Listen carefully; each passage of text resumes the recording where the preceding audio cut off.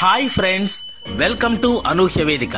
Friends, ఈ రోజున సమాజంలో ఏం జరుగుతోంది, ప్రపంచంలో ఏ మూలన ఏం జరుగుతుంది అనే విషయాన్ని మనం ఫోన్ ఆన్ చేసుకున్న వెంటనే తెలిసిపోతుంది.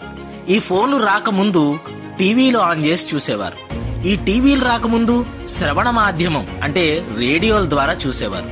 కానీ ఈ మాధ్యమాలు, ఈ పరికరాలు లేని పూర్వం ప్రపంచంలో జరిగే విషయాలన్నీ వార్తాపత్రికల ద్వారా మాత్రమే తెలిసేవి.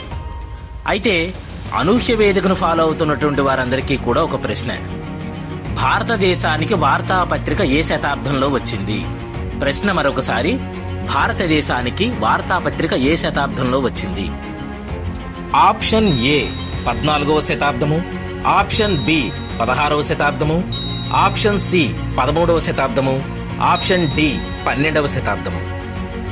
మీ ఆన్సర్స్ ని కామెంట్ రూపంలో పెట్టండి. సరైన సమాధానాన్ని నెక్స్ట్ వీడియోలో తెలుసుకుందాం. ఇటువంటి నాలెడ్జబుల్ వీడియోస్ కోసం మా అనూహ్య వేదికను సబ్స్క్రైబ్ చేయండి. లైక్, షేర్, కామెంట్ చేసి మమ్మల్ని ప్రోత్సహించండి.